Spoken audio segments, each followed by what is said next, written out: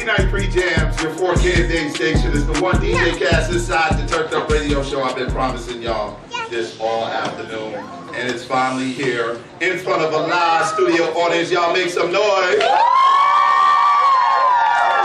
The one and only Miss KeKe Plamer. Hey!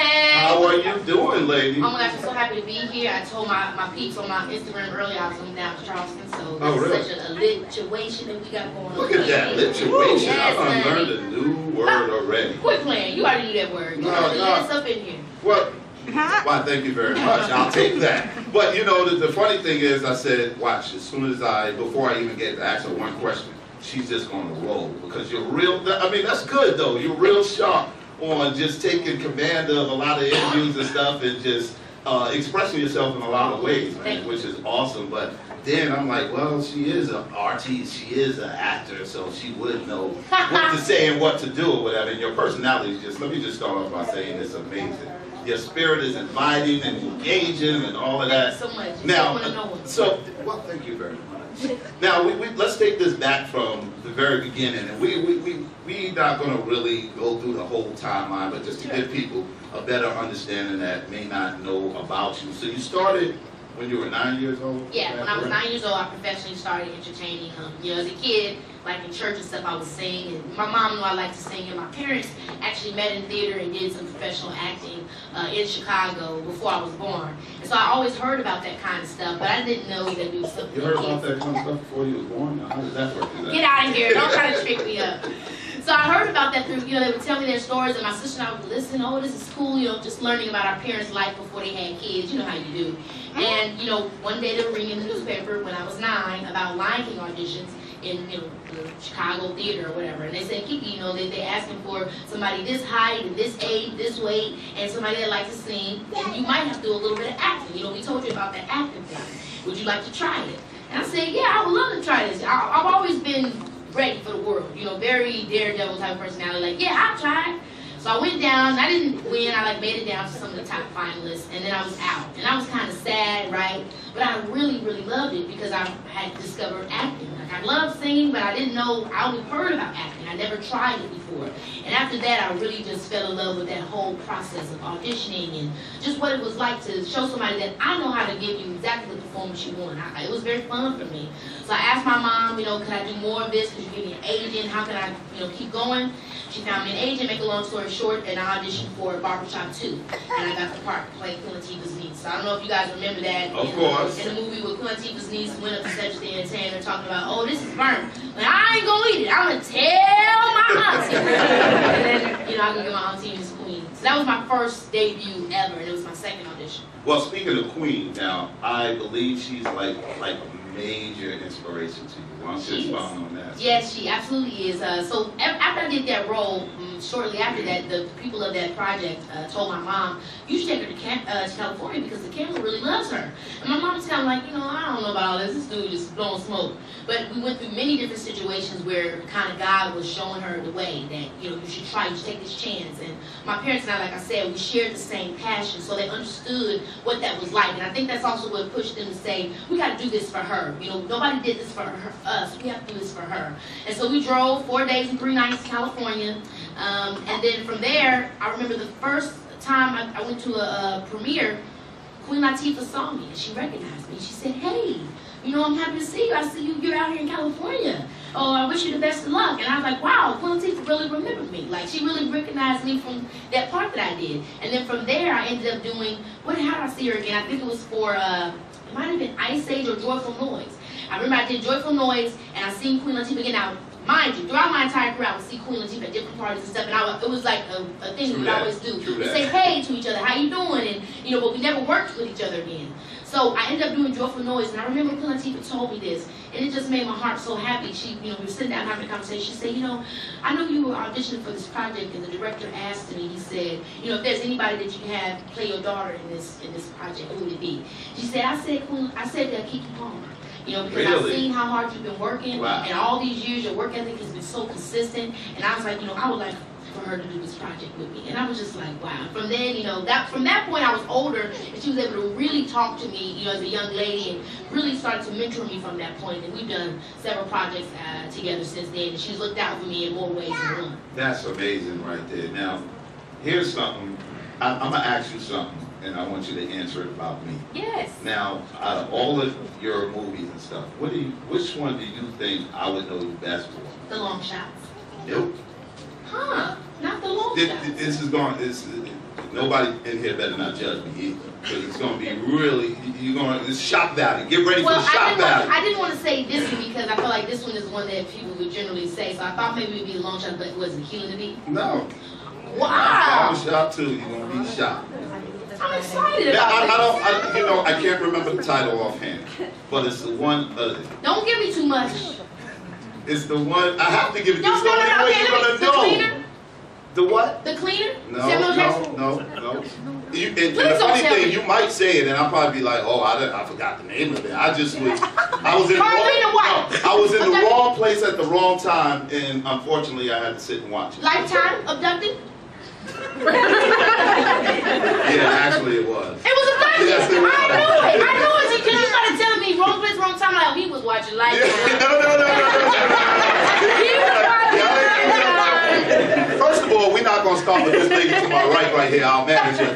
She'll never let me down. Every time I walk by her office, she probably give me a look. But nah, it just so happens that I love my mama, and every time I'm at my mama's house, she on Lifetime. Yeah. So it was one of those things. And I'm like, Right, that's what they I'm all like, say. I got to go to the bathroom. She's like, no, wait, you got to see this part right here. I'm like, oh. Okay. So that's how I got to really, I was like, oh, man. And the way you embody these characters, even with playing real life characters, Yeah. how do you even prepare yourself for those type of roles? I mean, taking on somebody real life, especially when you start to see the likes of who I think is one of the greatest at it, like Will Smith. He embodied some, just to name one out of Morgan Freeman. So many. Yeah. Like, I mean, how does your planning go? You study that person, and of course you also have to kind of get over the concept of I'm not this person, I'm clearly not going to be this person, I am really merely doing just a version of this person's life. So you kind of have to get, of course, you're not going to be that person, so get that out your head. Me as a perfectionist, that's something I always have to tell myself. And then from that point on, I'm such a perfectionist. Virgo! Anyway. Unless, if you're in the house with your boyfriend, and like, here she go again, then you start ignoring her and be like, oh, what, yeah, I got you, okay. Exactly. It's like, didn't I tell you to do something a minute ago? It's like, yeah, that thing, yeah, whatever. Yeah, that's kind of perfectionist. Oh, Lord. But anyhow, so I pretty much study that person. I study their life, their history, where they're from, and also their interviews. Like when I did a TLC and I played Chili, I watched a lot of her old interviews from when she was younger. Then I also watched her interviews or some of her television shows that she had when it was dating Chili. And I also just talked to her, spent time with her. Of course, some people spent time with Usher. Goodbye. I spent time with her and also just watched her and what the essence of Chili was. She's a tomboy. She has sex appeal, but she didn't really try at it. And her dancing, she was such a great dancer, but her dancing style, it had so many other influences in it other than just hip hop. So I watched the way she moved and kind of what her inspirations were, and I learned a lot about her, and that's how I pretty much, I feel, gave the essence. Of course, I'm not her, but I put the essence of who she was in that character. But that's the way I feel. And she did a fantastic job, don't y'all think? Yeah. Okay, y'all ain't gotta be afraid. We want people to know that y'all up in here with us. She ain't just talking to me, y'all. So anyway, what we're gonna do, because I want to get to your song, but I wanna get a little serious with you on a couple of topics that it hits home to me, and just how you felt that it was okay to share it with the world. And I'll get to that in a second. Right now, we're going to take a quick break. When we come back, I want to touch her new song and all of that. Y'all ready for her new song? Her musical career and all of that right after this inside the Turned Up Radio Show right here on Z93 Jam. Look at you. 5, 4, 3, 2, 1.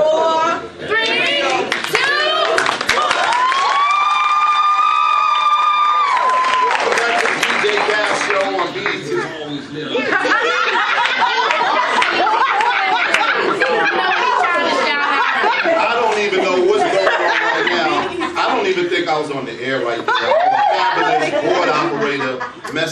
joke and my punchline as I came back on the air when I said, "Welcome to the DJ Cash Show on BET." Alright, before my manager give me the evil eye again. So this is Z93 Jams, hope of the 4K Day Contest, which comes back up at 9 a.m. inside the Ricky Spommer Morning Show. So tune in so you can get $1,000 in your hand. Unless Miss KeKe Plamer want to lend us all something. Everybody get a card. You get a card.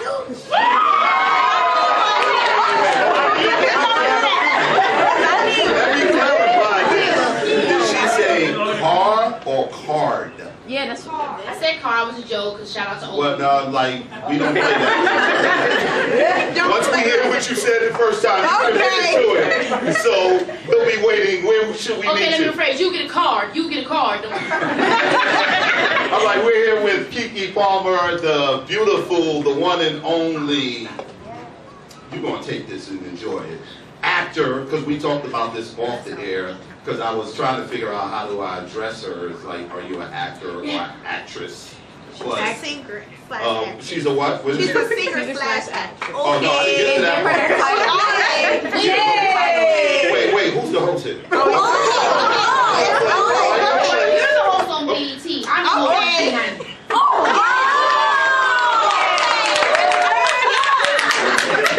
Nice clapback. She's good at that, especially on social media because she got so many, I don't know, should I call it frenemies?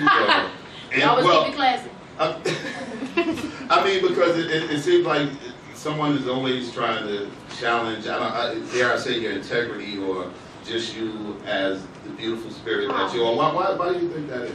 I think people are challenged all the time, but I think in social media you get a more close-up look at those kinds of things because it's social media, so everybody is watching, or at least everybody we think. Everyone online is a better way to put it. But you know, at the end of the day, I always will be me. I always will be real. Certain things I address because I felt like it's an opportunity to address a bigger picture, and then other things I don't address because if it's I feel like it only applies to me, then it's like, who cares about that? But if it applies to other young women, I can make other women, like young women feel uplifted, or my generation feel uplifted, then I'll address it just with every hand. And that's awesome right there. That's why you a boss, right? Oh man, thank you. Right? Yes, that was a definitely segue right there. You gotta get with me. I'm quick with it now. Yes, Where definitely. you at, girl? Alright, so that's obviously the single, right? Yes, so we awesome. want to touch this single because we're running out of time real quick. And I have to, before I let you go, address one serious issue and topic. Yes. But let's tell me something about the single real quick Yeah, because so- you're bossy and you're saucy, huh? Thank Which I think you. could be infused all in one, but okay. So Bossy is a new single off my album, The Boss. Been working on it for the last few months in Atlanta. Shout out Tasha Couture, Alex, Queso, shout out Spins, Trio, Soul, all these guys. I worked with small people for this project, and I felt like Bossy was the best single because this is what this whole album is about. My last EP was about the more intimate side of me, and this is about that bossy side, the 25-year-old G been in the game for over 15 years. Right, You know, okay. that's what this is about, you know, and how I became to be that person. Alright, so what we're gonna do now, there's one part of this song I don't like. Don't hate. It ain't even hating, but there's a phrase in here that I may not have time to talk to off the air, but in that camera, we gonna address that. Well, let's just play the song. Let's just play the song. Go ahead and officially introduce your single. Y'all know who it is, your girl KeKe Plamer, and right now I'm introducing to you my new single, Bossy, off of my album, The Boss. Check it out. She's a professional. It's Z93 Jams, let's go. So much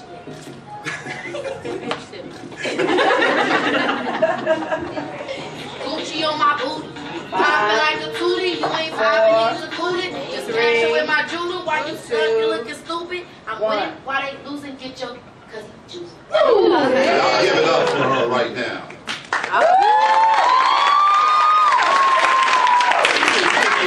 Right here in the house inside the Turned Up Radio Show. I'm not sure how much time I got. So that's the new single, and obviously this is not your first go around with music or whatever. Definitely. This is what album is this? Man, this will be my second album, official album. I had mixtapes. Of course, I have my EP more. It was about 4 or 5 records this past year. All right. When did you have the mixtape? My mixtape? I got my first mixtape out when I was 17. And what year was that? Dang, how old? I'm setting her up. I'm setting her up, yo. I was to be 25 this year. What year was that, Lawrence? 2009. How dare you call it a mixtape in 2009 when we ain't used tape since 1988? Okay, get your butt out of here. I'm talking some real tapes. I ain't had a tape since Bone Thugs and Harmony. All right, now that's a good look. That's a good look for you. Well, look, we wish you all the best with your album and all of your future endeavors, which I know you in so much. There's so much more I could ask you. I think they robbed me of my time, if that's okay. You know, one way or another, we're going to come back around. I knew this young lady was going to try to get on my show one time or another, but anyway. So, let me ask you this real quick, because this is dear to my heart, and I know you talk about it a lot, and I just want you to share something with the folks here in Charleston and surrounding areas, and here in the studio audience as well. You spoke about anxiety and depression, and I found it fascinating for one reason. That was like, you know, when you get into the riches, which a lot of artists that I meet that's trying to get there, it's like, once I get the money, it takes away everything else. Because most times, how we drown in our sorrows is go shopping and this and that and the third. Well, you have that to a degree, the fame, the fortune, but obviously there was still maybe a brick wall there when it comes to anxiety and depression for you. Absolutely. And the fact that you were willing to open up about it, kind of share your thoughts on that. What else? Yeah, so I was able to like do, you know, I'm not saying this to be bragging or something like this, but just to, you know, for your point, I was having like $7,000 shopping sprees once a week when I was like 16, 17 years old. I was the most popular show on Nickelodeon. So yes, you can have money, you can have cars, you can have a big house, you can have your whole family taken care of, and there can still be things that you are not all right with on the inside. And really it comes from the pressures of life. You know, in my specific situation, I was a 16-year-old girl working like an adult. I wasn't able to really have many friends. When I did meet people, they sometimes judged me based off the perception of me being KeKe Plamer. You know, I never trusted anybody. My parents were nervous all the time because they didn't want me to become a victim of the other things that child actors would become victims to. So I felt a lot of pressure, and I really had no way to let that out. You know, I wasn't talking to a therapist. I was only writing down my thoughts, and I felt very, very alone. And it was very overwhelming because I had so much on my plate at such a young age, and I had no one to relate to. And so I felt the starts of anxiety and depression. I didn't know what the name of them were. But when I turned about 17, 18, I did start going to therapy. I told my parents that, you know, I don't think I can take this anymore. It's becoming an overwhelming problem. And so I went to a therapist, and I started Googling and searching, and I started putting quotes on my Instagram page and my Twitter. And this is also what birthed my concept on my talk show. And I just started realizing that my entire generation was going through the same thing. Now, maybe they weren't acting and entertaining all the time, but they were in school. They didn't know how they were going to get the money for college. Their boyfriend they just got pregnant, and they don't know what to do. Now they upset about their life. Or, you know, all these different things are happening to us as human beings. And sometimes we really don't give ourselves enough of a break to understand and to say, it's hard. This is not easy. Sometimes our parents will tell us as kids to protect us. They make it seem, put on this front, that everything's going to be all right. And then when we turn 18, 19, 20, we start realizing, this is crazy. This place is crazy. I don't have any answers. Everything is I don't understand. I'm confused. You know, what do I do? And all you can do, and what I learned that you can do is, A, you can talk to somebody. Therapy is good. It's good. The same way that you go to physical and you get checked up on your body, get your mind checked up. Because your mind is only a reflection of what you've seen. So imagine if you saw nothing but violence all your life. Amen. Then you're going to be maybe violent. And it's not you. It's what your mind is regurgitating back at you. So that's really what a lot of times, you know, we're judged in our communities. In our impoverished communities, we're judged for, oh, they drink too much, or they're lazy, or it's nothing but guns. But on every corner, you got a liquor store. On every corner, you got some crap posing to me, telling me that this is what I should be doing. So, of course, your mind is going to then project that back at you, and that's what will become your actions. But when you know that, you can find your way out of that ignorance. And so, for me, I learned that therapy was good for me, you know. I learned that eating good foods helped my mind to be able to be a little bit more calm and helped with my anxiety a little bit. And I also learned that yoga was a really good way to help me to relax and try to wind down. And these are things that I feel like everybody should have and to include, you know what I mean? Because life is not easy for anybody. And I really have learned and accept that it's not going to get any easier. But you're always going to have you, and God will always be there for you. And the harder you go through shifts in your life, the more that you really will be awakened to God's grace if you are looking for it and making yourself available to it. Because that is one great thing that I also did discover is that, wow, I'm still standing. All right. I'm still standing. God still has me standing. So you're going to always be all right. But don't beat yourself up if you're feeling down or feeling depressed or feeling angry or feeling nervous. Say, you know what, baby girl, or you know what, homeboy, I got your back. And we're going to be good. And just give yourself a break, you know. Pass the collection plate right now. The sermon has ended. That is amazing right there. So, you know, and that's powerful stuff, and I'm glad because really you're a co-signer of what I speak about on the air sometimes. Amen. And that is, your mind is your most powerful possession, so you got to try to fill it with, positive thoughts, turn it into positive actions, what I always say. And you can become a product of your environment, and if you're always around that, and you just really testify to that right there. So, but let me ask you this real quick on them same lines, because I want to ask you one thing about the book you wrote as well. So thank you. Man, you off the charts. Thank you very much. This is what I do. So anyway, when it came to the battlement, did you recognize it yourself, or somebody had to identify it within you? Yeah, so this is actually amazing. That's crazy you just said this. So I was talking to... I'm a prophet. You are unbelievable. I don't know about a prophet. So I was talking to my, what's the name of this called? My attorney, excuse me. I lost the word for a second. I was talking to my attorney, and he has worked with many different talents over the years. And he was talking to me, and he said, I think, first thing he said, he didn't label anything to me, but he said, I think you need to see a therapist. And I can set it up. I know a couple of people. I can look out and, let you know.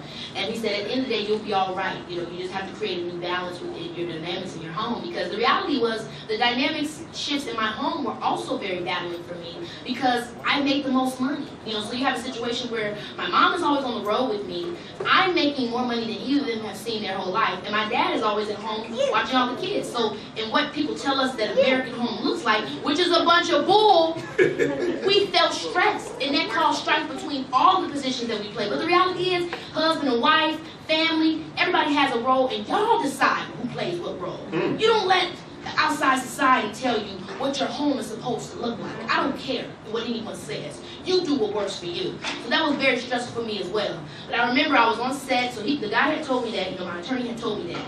And I was at work one day and I see this crazy number calling me. I'm just like, who could this crazy number be? Like, this is weird, I'm not answering this. So I go back a couple hours later and I answer this. Hey, KeKe, this is Will.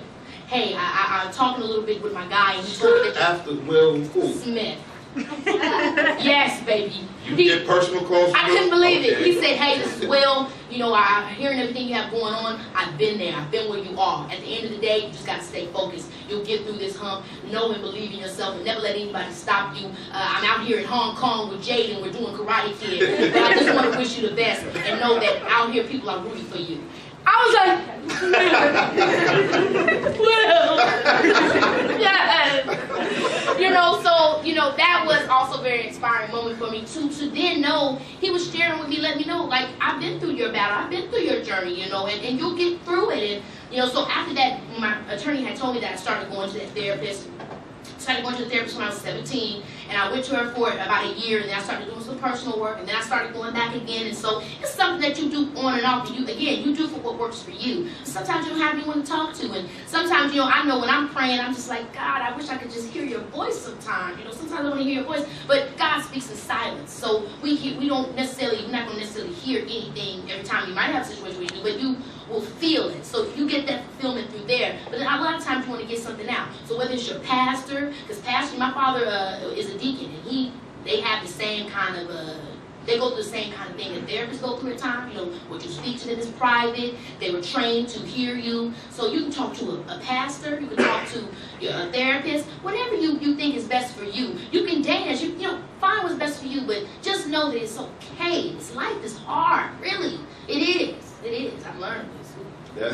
And you feeling the spirit right now? I'm feeling it, good grief. Well, before we let you go, I got 2 minutes, so I wanted to touch on one thing inside your book. With the title of your book, I Don't Belong to You, I Quiet love the Noise and title. Find Your Voice. Amazing title there. you know, you talked about fear in there. Yeah. And what about fear did you kind of expound on in the book?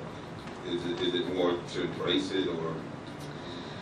The reality is, with anything in life, it's about acceptance. You know, so again, like I say, like when I'm saying life is hard, I mean reiterating that, because when you accept something for it is, it becomes easier for you to overcome it. So you might be walking through downstairs in the basement and you feel scared. Well, I'm scared right now. But then let's transform it. I'm scared right now, Lord. Or I'm scared right now, KeKe, and I'm down here trying to search for this pipe that I gotta do this for, but I'm gonna be all right. Once I get through this, I'm gonna go up these stairs and I'm gonna be okay. My grandmother taught me that. My grandmother would walk through the house all the time talking. She would talk to my dead grandfather. Hey, George, I'm missing you right now, but I know you're in a better place and I'm gonna be all right, and I know you're watching over us and the kids, and I just wanna say hey to you. So embracing and accepting what's going on in your life is the way that you can overcome it. It's the same type of journey I had with anxiety and depression. And honestly, I can break it down even in two forms of a movie. You guys ever heard of The Conjuring? Yeah. So The Conjuring, what I love so much is about that horror movie is that that girl was being possessed, but when they named the demon, she became free. So that's how I look at some of my challenges in my life. I named the demon, I eradicated it. Anxiety, you can't hurt me anymore. Depression, you can't hurt me anymore. Fear, you can't hurt me anymore. My spirit is stronger than what my mind may fall victim to. I'm bigger than that. That's good stuff. All right. Well, we ain't gonna hold you no longer, because I can talk to you all night, because the spirit is in the house. The spirit is at the Z right now. Well, listen. So, getting back to your album, it's where can folks get your album? So currently, you can get Bossy on all services: iTunes, Spotify, whatever. You know, you can get it. But the album, The Boss, is not gonna be coming out till a couple more months from now. I'm actually getting ready to have a listening party in New York. I'm very excited next week. But I have another single coming. Are you gonna be coming down there? I know you're from Queens, brother. Ain't nothing but a thing. Say the word. I'm there. Ain't nothing but a thanks, Wayne. All right. That sounds like a plan. Sound like we in the house. Yeah. So the listening party is next week. I have another single coming to y'all very soon. But you know, we still rocking with Boston for now. All right. So once again, KeKe Plamer in the house. Y'all make some noise.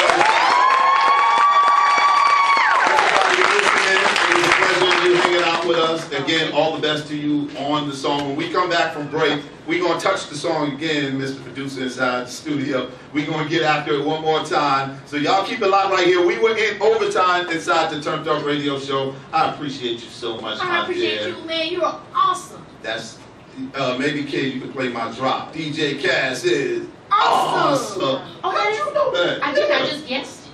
DJ, you gotta put me on there. DJ Cass is awesome. Well, I won't be able to get my head out the door tonight, so I'll be sleeping here tonight. But listen, I appreciate you. We gotta roll. Thank you so much. All continued success. Real quick, how can they find you? Are you responsive on your social media, or is it Lawrence in the background taking care of you? It's not Lawrence, but when you see cool pictures, Lawrence designed them. But on my page is KeKe Plamer on Twitter, KeKePlamer, and then on Instagram is KeKe. So holla at your girl. You know, we do fun stuff. I do gags and dances and everything. One more time, KeKe Plamer. We'll see y'all tomorrow. Bossy is coming at you next right here on your